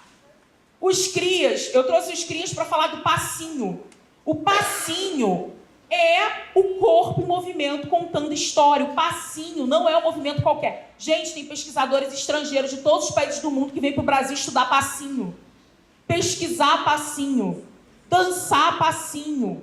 A gente exporta dança, performance, movimento de corpo para fora do Brasil, né? E para a gente é algo tão comum, porque, gente, qualquer lugar tem no nosso bairro alguma pessoa que dança passinho, né? Inclusive, eu imagino que tem alguém aqui com essa capacidade, com essa imensa capacidade, que não é pouca coisa. Oi? Luiz. Quem é Luiz? Qual é o nome? Duí. Duí tá aí, né? Então é isso aí. O passinho, se quiser aí, né, dar uma palhinha, toma. Fica à vontade, fica à vontade. Sem pressão, tá de boa. O passinho é uma tecnologia, o passinho é uma dança, é uma performance de corpo, né? E não é qualquer coisa. Pra gente, às vezes, pode parecer natural, principalmente se você cresce treinando passinho, né? Mas não é qualquer coisa, né? E aí o passinho mostra o corpo, que é dono da história, a força dessa corporeidade. O corpo da gente fala e escreve, gente. Escrita é um exercício físico. Eu tô chamando a atenção pro corpo porque escrita é um exercício físico. Muita gente falou da preguiça de escrever, do cansaço de escrever. Por quê? A escrita é um exercício físico. Não é à toa isso. Às vezes, quando a gente escreve muito, não fica lá com calinho, lá, escrevendo à mão, no dedo. Escrita é exercício físico. A escrita vem do corpo. Por isso que alguém citou aqui um exemplo de que quando você começa a escrever, você tem ainda mais ideias e quer escrever cada vez mais. Por que isso acontece? Porque quando... Gente, estamos acabando. Porque quando a gente começa a escrever, a gente movimenta o corpo. Quando você movimenta o corpo, você movimenta a memória. O nosso corpo é cheio de memória e história. A gente tem em cada célula do nosso corpo memória. Tanto memória da nossa família, e aí da linhagem familiar, né? Por isso que hoje a gente faz teste, né? De DNA, genoma. O corpo tem memória, o corpo conta essa história. O corpo fala de uma ancestralidade, o corpo fala de uma origem.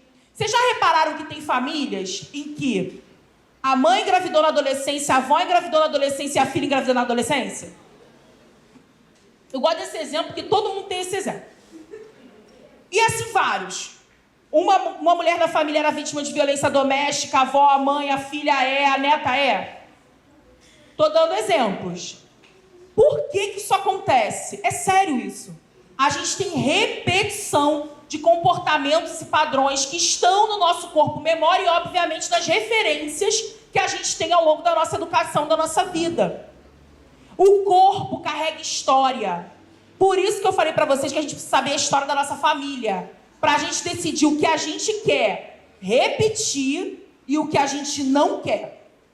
Ter consciência da história dos nossos pais, da nossa família, dos nossos avós, não é só chato, ai que chato, ouvir falando da história, ai que chato. Não é. É a gente também decidir sobre a nossa história, porque vivemos juntos, relacionados. Vocês sabiam que pessoas que têm útero têm no seu material genético, né, nas suas trompas, nos seus ovários, o material genético da avó? Por isso que às vezes a gente é mais parecida com a nossa avó do que com a nossa mãe. Isso acontece, inclusive fisicamente em algumas famílias. Tem lá, os nossos ovários são da nossa avó. Então, conhecer as histórias de que essas pessoas viveram, do seu corpo, das suas vivências, né, é muito importante para a gente conhecer também quem a gente é, assim como conhecer a história dos nossos antepassados. A gente não tem essa nossa árvore genealógica completa, né? Muitas pessoas não conseguem dizer pelos seus sobrenomes quem foi o seu avô, tataravô, de onde elas vieram.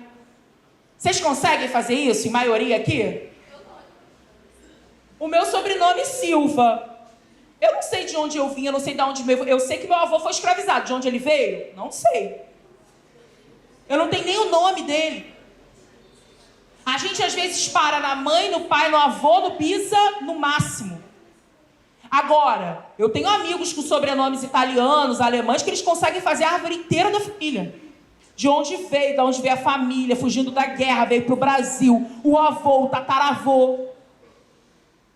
Pessoas negras, indígenas, né? Mesmo as pessoas que, independente da cor da pele, vêm de famílias em que você tem todas essas composições e referências, não conseguem fazer isso. Então, a gente precisa ouvir quem está vivo e contando história pra gente. Por quê? Ou fazer um teste de genoma em que a gente ainda tem um problema. Porque esses testes de DNA, eles são baseados em bancos de dados. E a gente não tem um banco de dados imenso sobre pessoas negras e indígenas. Não tem. A gente tem algumas referências. Então, você consegue saber até determinado momento. Então, é muito importante a gente contar a história e ouvir o nosso corpo. Escrever é um exercício físico, é um movimento de corpo. Escrever não é um movimento de cérebro, gente. A gente acha que escrever é feito do pescoço para cima, assim como produzir conhecimento é do pescoço para cima. A gente acha que produzir saberes e conhecimentos é um movimento feito no cérebro. Isso não é verdade. A gente produz conhecimento com o corpo inteiro. Inteiro. A gente tem conhecimento do corpo inteiro. Não é o cérebro sozinho. O cérebro sozinho não faz nada. Nada. Porque se não tiver oxigênio, ele nem existe. Você precisa bombear sangue e oxigênio para o corpo inteiro.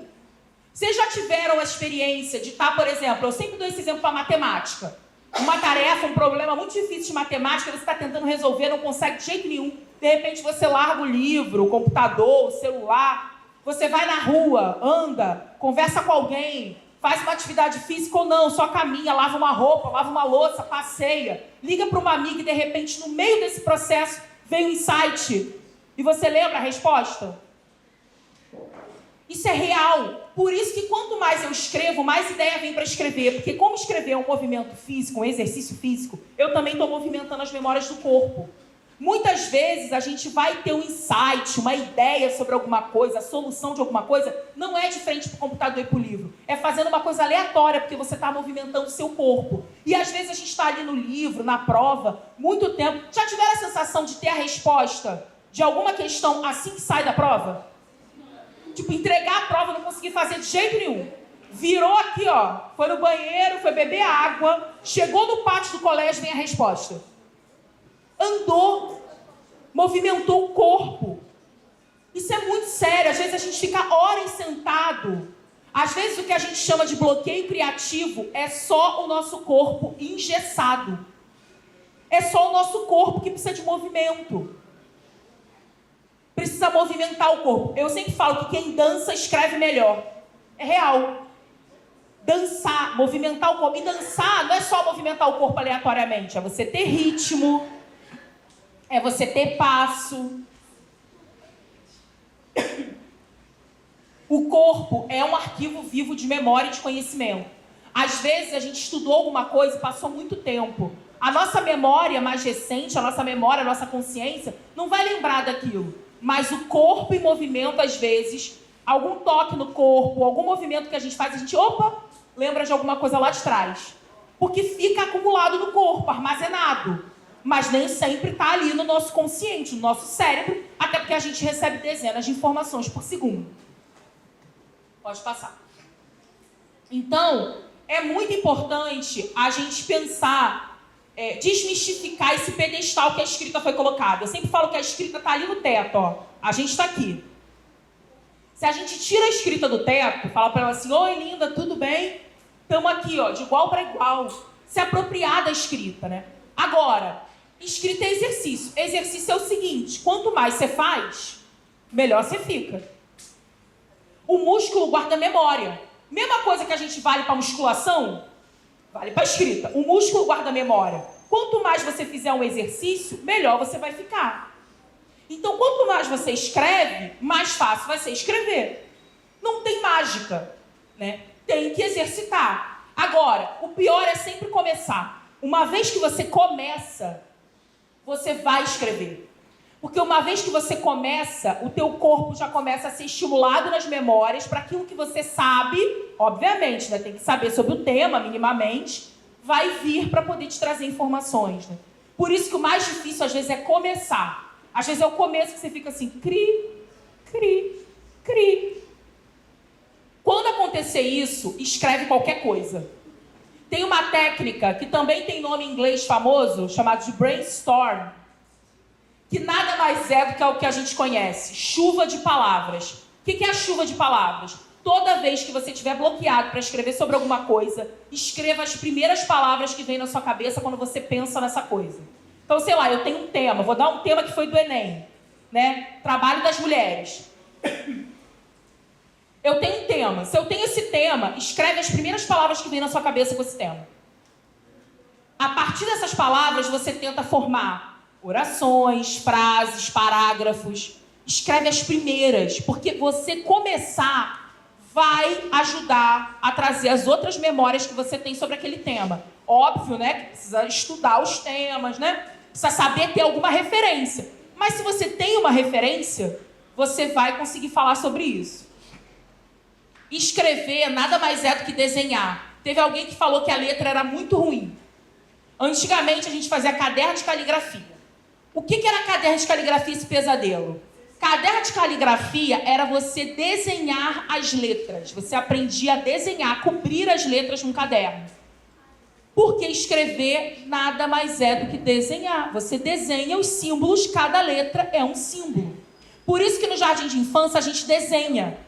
Primeiro a gente desenha, depois a gente vai para a alfabetização. Escrever é desenhar. Eu gosto de dizer isso para a gente tirar a escrita de um lugar que ela foi colocada lá no século XVIII, tem história isso também. no século XVIII, um movimento chamado Iluminismo, vai dizer que intelectuais são seres especiais que produzem saberes e conhecimentos. Coloca esse lugar de produzir saberes e conhecimentos destinado a determinados seres especiais e dotados de uma inteligência. Daí vem também os testes de QI, várias dessas coisas. Isso não é real. Isso tem história, isso foi criado. E foi criado para dizer o quê? Não é todo mundo que produz conhecimento.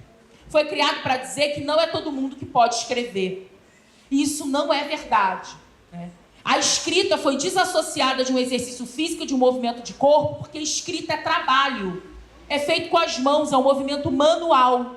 Os nobres, vocês sabem disso, que vocês veem Netflix e vocês já tiveram essa aula de história. Não tomava nem banho sozinho, porque não podia usar as mãos. Porque usar as mãos significava algo que era menos valoroso, que era o trabalho manual, que era destinado a quem era de uma ralé, né? Ou de classes menos abastadas, de gente preta, indígena, gente ou pessoas brancas mesmo pobres.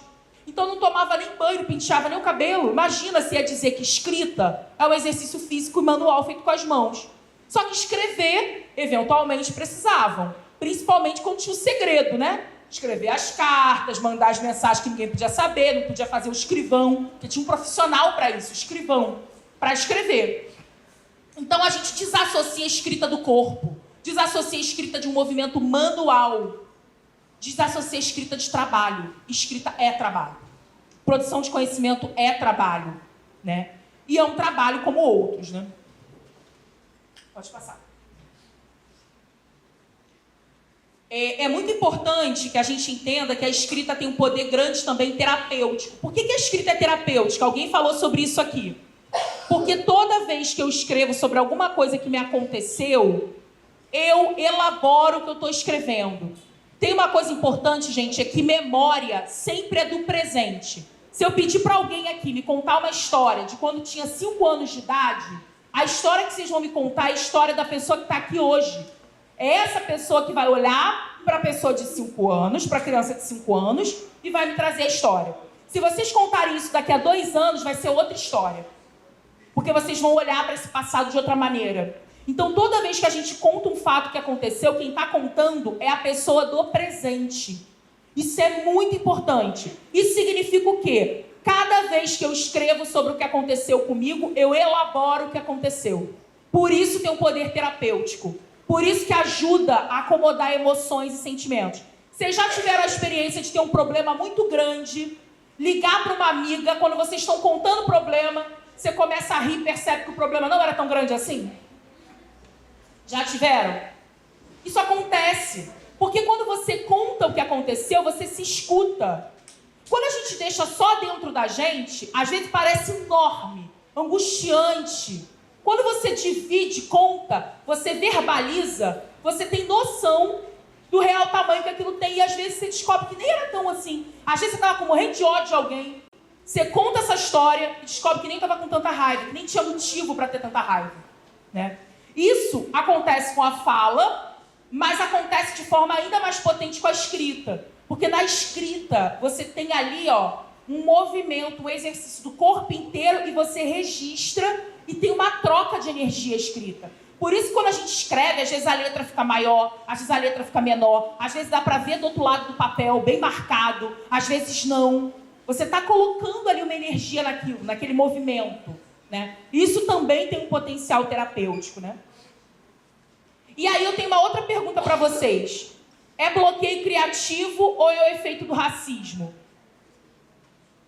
Eu queria que vocês pensassem se às vezes a dificuldade com a escrita, o mal-estar com a escrita ou até a exigência que a gente põe tem a ver com realmente estar bloqueado, realmente não gostar, realmente ter preguiça, ou tem a ver com a gente estar numa sociedade que diz que pessoas pretas não produzem conhecimento, que não vê passinho, funk, samba, rap como conhecimento, que não vê a nossa história, na história do Brasil, no lugar da gente ser protagonista e produtor de conhecimento.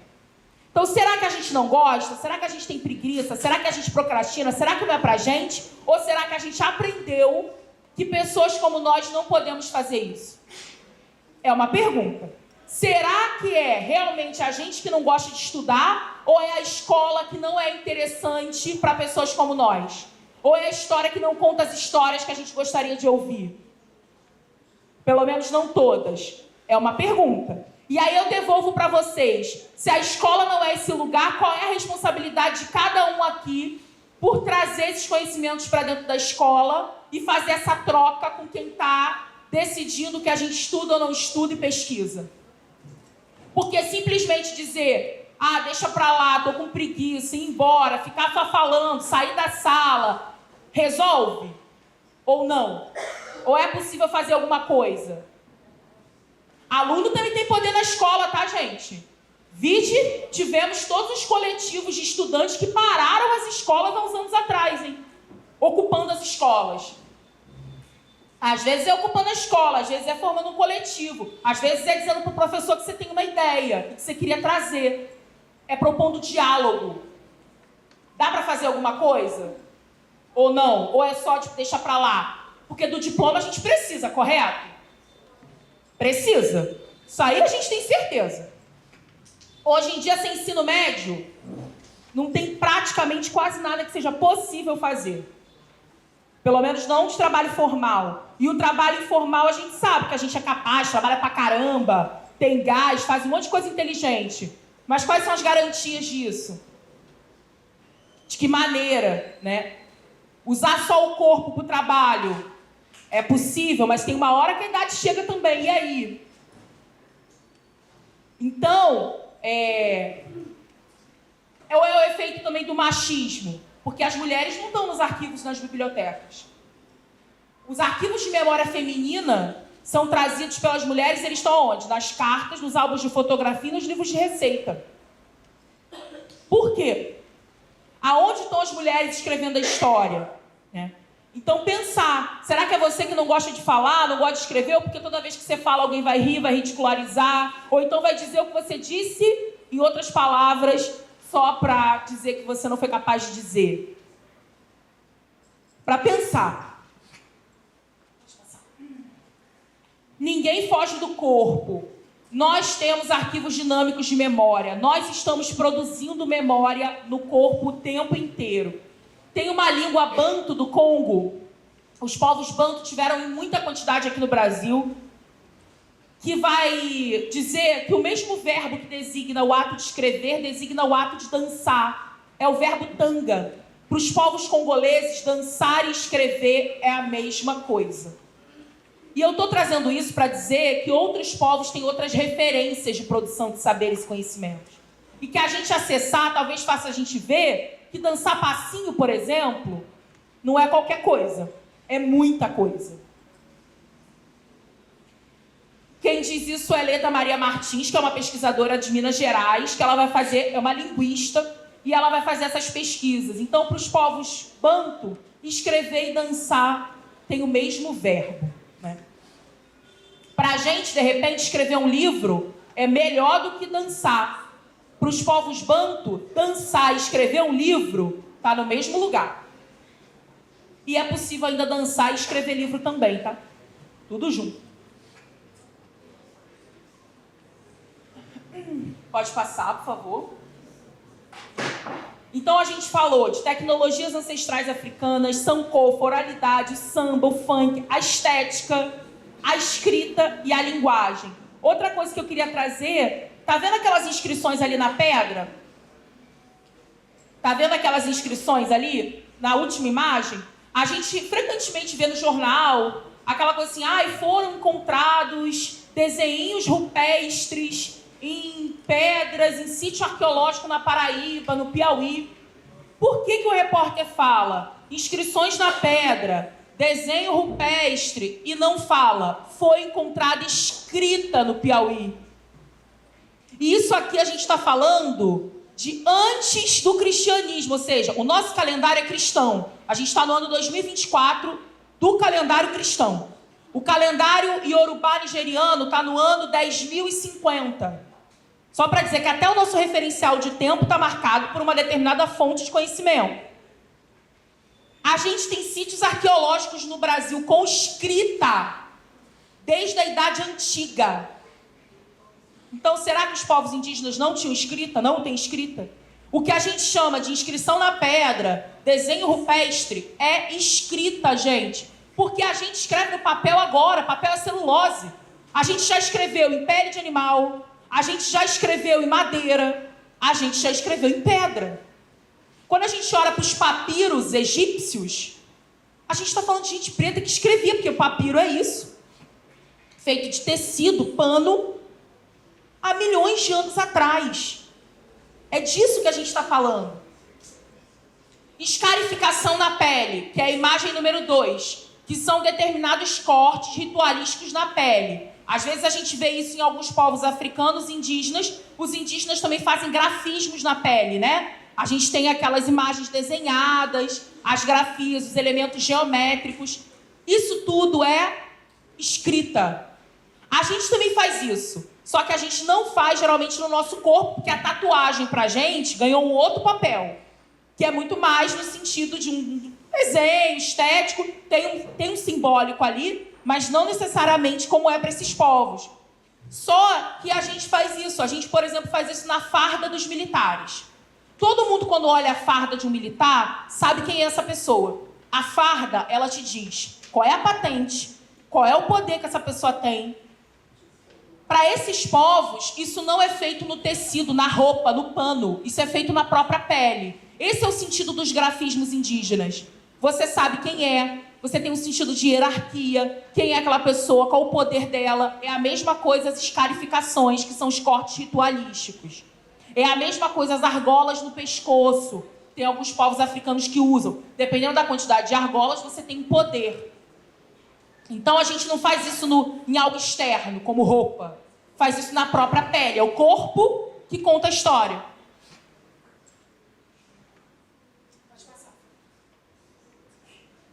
Eu queria que vocês pensassem, tendo em vista tudo isso, quem são os escritores e as escritoras das suas famílias. Mas eu queria que vocês pensassem em escrita no sentido ampliado. Não só quem produz livro. Eu quero que vocês pensem em quem escreveu música, em quem dança, em quem conta história, em quem escuta futebol e narra uma partida mais rápido que o locutor da TV, em quem vende as coisas e tem uma fala, uma lábia boa pra caramba. Quem são essas pessoas que têm intimidade com palavra e fazem a palavra circular, seja em corpo, em memória, oral ou de maneira escrita, da família de vocês, né? Queria que cada pessoa pensasse isso. Essa é a Conceição Evaristo, que é uma escritora nossa, hoje mora aqui no Rio, mas é de Minas Gerais. E ela fala, eu não nasci rodeada de livro, mas eu nasci rodeada de palavra. E aí ela conta uma história que a mãe dela fazia jogos de palavra o tempo inteiro. Que elas andavam na rua, a mãe dela falava, por que será que a pessoa está rindo? Qual é a história? E elas iam criando histórias. A gente faz isso. Às vezes vê alguém no ônibus, olha alguma coisa, a gente já vai, olha o celular, a gente, tá brigando com o marido, tá falando com quem? Se a pessoa tá rindo, a gente, tá rindo por quê? Se tá chorando, a gente cria história olhando as pessoas, né? E ela falava que a mãe dela contava muita história e fazia esses jogos de palavra com ela, para contar a história sobre as coisas que estavam acontecendo. Ela conta também do tio velhinho que contava história, enfim. Quem são essas pessoas que vocês conhecem? Pode passar. Carolina Maria de Jesus fala uma coisa, que é uma escritora brasileira, produziu um livro chamado Quarto de Despejo, que é um dos livros mais conhecidos dela, foi traduzido para várias línguas, né? Carolina, que não passou pela escola institucional, mas escreveu livros, escrevia, contava história. Ela dizia, falavam que eu tenho sorte, eu disse-lhes que eu tenho audácia. E aí eu trouxe para vocês um lambe, né? Que é a gente criar o hábito, gente, de observar a cidade. Pichação, grafite, lambe-lambe, né? Que é a escrita que está na cidade, está nas ruas, está nas paredes, né? Essa é uma obra do Herbert Amorim, que está aqui no Museu de Arte do Rio. Vocês já foram no Museu de Arte do Rio? Está tendo uma exposição incrível, escolas, Sesc, né? Não sei como dá para organizar isso, que é uma exposição contando a história do funk, que é muito boa. Esse quadro está lá, que é do Herbert Amorim, que são as pessoas trazendo as nossas histórias, a nossa estética e o nosso corpo para dentro dos museus, né? O Herbert, quando bota aí nevou, né? Aí não tá muito nevô, não, tá mais amarelado, né? Mas, enfim, pro nevô falta um pouquinho. Mas trazer a estética, gente. Essa estética que muitas vezes faz a polícia dar dura na gente na rua, não é isso? O Kenner, o cabelo louro que faz a polícia dar dura, que é a cara do freio da Blazer, não é isso? Como é que é a cara do freio da Blazer? Essa é a cara do freio da Blazer. A cara do freio da Blazer é uma estética que vende internacionalmente. Isso vende internacionalmente, né? A roupa, a estética que é do funk, que é das favelas, das periferias, enfim. Tá vendendo, tá nos museus lá de fora. Aqui é o que faz a gente, muitas vezes, a mãe fica tensa, né? Vai levar uma dura da polícia, tá louco? Mas é isso aí, vende lá fora. A Grada Quilomba, pode voltar um pouquinho, é uma escritora portuguesa, vem muito pro Brasil também, hoje é curadora da Bienal de São Paulo, né? Que é uma mostra de arte grande. E ela fala que quando a gente escreve, a gente conta a nossa própria história. E a gente se torna protagonista da nossa história. A gente se torna autora da nossa própria história. E isso é muito importante pra gente, né? Que a gente deixa de ser o que é falado pelos outros e passa a ser aquele que assume a sua própria história contando quem ela é, né? Pode passar. Pode passar. Outra coisa, para finalizar, que eu queria trazer para vocês, é uma autora chamada Lélia Gonzalez. Alguém já ouviu falar em Lélia Gonzalez? A Lélia Gonzalez é uma... Ninguém ouviu falar em Lélia Gonzalez, gente? Pouquíssimas pessoas, né? A Lélia... Vai ter uma exposição da Lélia aqui no Rio de Janeiro, no CCBB, no ano que vem, chamada Memória, tá rodando o Brasil. Lélia Gonzalez, daqui do Rio de Janeiro, foi professora da PUC, uma militante, ativista, intelectual negra. E ela também vai estudar linguística, né? Também vai estudar linguagem. E ela vai descobrir que às vezes a gente chama as pessoas de ignorante quando elas falam assim, Flamengo, problema. Vocês conhecem alguém que fala Flamengo e problema? É isso aí. E às vezes a gente diz que isso é burrice, isso é ignorância. Ah, fala Flamengo, fala problema, burro, ignorante, parar de falar errado, pô. Não sei o quê. E a Lélia, ela vai fazer uma pesquisa profunda para mostrar que nos troncos linguísticos africanos o L inexiste. Falar Flamengo e falar problema não é burrice. É marca de um tronco linguístico africano. Aqui no Brasil, todo mundo fala português. Só que vocês já viram um português de Portugal falando? A gente fala igual? Não. Nem igual aos países da África que falam português. Às vezes, vocês já viram um meme com um vídeo do MC Cabelinho em Portugal? Que a repórter está entrevistando ele, aí ela faz uma pergunta, ele vira para ela falando, quê? Ele não entende nada que ela fala e ela está falando português. O português de Portugal e o português do Brasil é muito diferente. É nítido, é só a gente olhar. A Lélia, assim como os pesquisadores, vão dizer, a gente aqui, a gente não manteve as nossas línguas originais, né? Como, por exemplo, várias pessoas africanas, elas falam as suas línguas maternas, né? Falam ainda a língua do colonizador, o francês, o português, enfim. A gente aqui no Brasil, a gente fala o português. Só que o português que a gente fala no Brasil não é igual ao português de Portugal.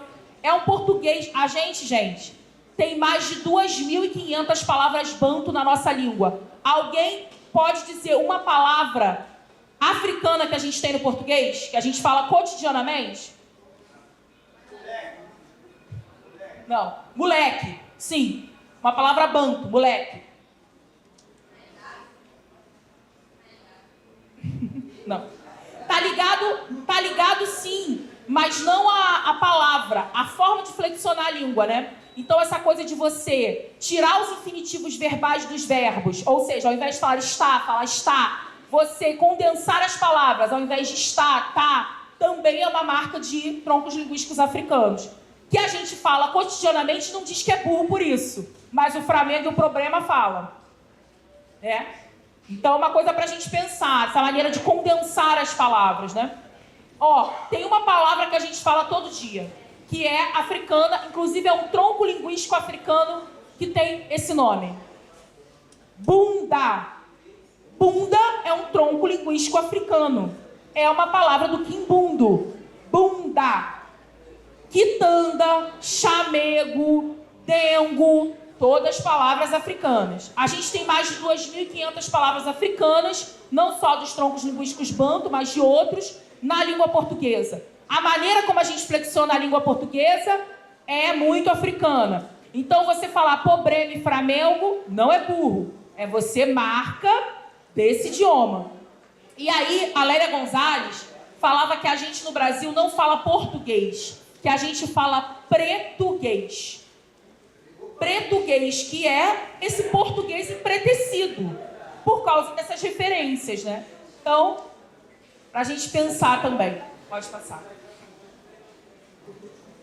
Então, ó, finalizando aqui, ó, vamos negritar. A forma como a gente flexiona algumas palavras na língua portuguesa, ela também é muito discriminatória, né? A gente fala mercado negro como aquele que é ruim, não é? A gente fala várias coisas que a gente vai reproduzindo. Então, a gente também pode usar algumas coisas de maneira positiva. Então, eu sempre falo, vamos negritar. Negritar como um sentido positivo e não negativo. Se a gente olha o substantivo negro no Aurélio, ou em qualquer outro dicionário, vocês vão ver uma tradução ligada ao negativo. Tá lá, gente, depois vocês dão um Google. Isso é muito real, né? De como tudo ligado ao negro foi sendo negativado ao longo do tempo, considerado ruim, né? Maléfico também, né? Demoníaco. Isso é muito sério, né? Então, hoje tem um movimento da gente fazer o movimento contrário, Sankofa, que é voltar lá no passado para dizer assim, olha, isso não faz sentido, e questionar o que está posto, porque afinal foi criado. Se foi criado, pode ser recriado, pode ser eliminado, pode ser feito de novo, né? E essa é a magia da coisa. Então vamos lá. A escrita tem uma dimensão terapêutica e uma dimensão política. Se a gente pensar que a nossa história não está contada, que a gente precisa disputar esse lugar e precisa trazer as nossas versões da nossa história e as nossas próprias cotidianas. A escrita é uma tecnologia ancestral africana e diaspórica, pensando em todos os cruzamentos do Brasil, sim, né? Ou seja, povos africanos e indígenas têm escrita. Escrita é desenho, é corpo, é performance. Existem muitas formas de ler e escrever. De que escrita a gente está falando? A gente precisa sempre se pensar isso, né? Geralmente, pessoas negras, mulheres, pessoas gays, lésbicas, né? Vamos lá, gay, sapatão. Não é incentivado a fala pública. Não é incentivado a se colocar, a escrever. Tem um desconforto, porque sofre muita violência. Então, cabe a gente também disputar esse espaço, de falar com tudo que o nosso corpo traz. O nosso corpo não precisa performar um padrão. Não existe, gente, masculino padrão e feminino padrão. Isso é uma invenção. Isso é uma invenção. O que a gente determinou do que era comportamento de homem, comportamento de mulher, é uma criação. Podemos ser homens e mulheres e o nosso corpo ser do jeito que a gente é. Isso não é um problema, ainda que a gente não esteja dentro de um padrão. Isso é importante porque a gente fica com a expectativa de se enquadrar num lugar que não nos pertence, né? Quanto mais livre o nosso corpo puder ser, menos violentado a gente vai ser e menos triste também, né? Então, que a gente possa respeitar a corporeidade do outro, o corpo do outro, as escolhas do outro, quem o outro é, e também possa se respeitar. E, geralmente, quem não respeita muitos outros é porque tem problema consigo mesmo. Então, a gente tem que olhar. De repente, o que mais incomoda no que a gente vê no outro e na outra é o que a gente não quer ver na gente. É o que a gente tem um incômodo com a gente. Então, a gente precisa se olhar. A escrita ajuda a gente a se observar muito.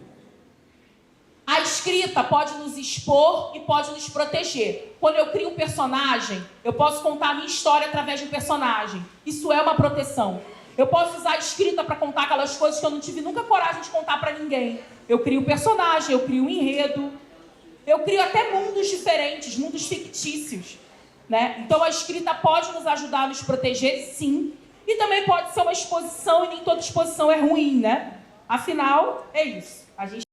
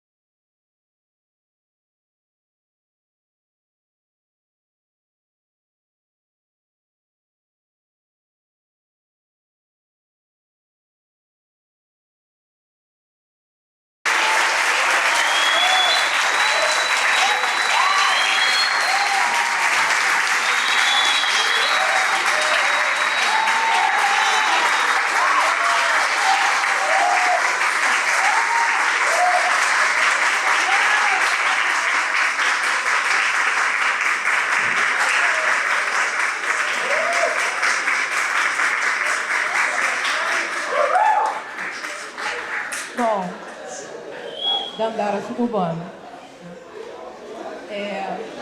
Uma das coisas que eu falei aqui da Dandara foi que ela disse, eu li dela, que ela falou uma vez que as palavras têm muito poder. E tem.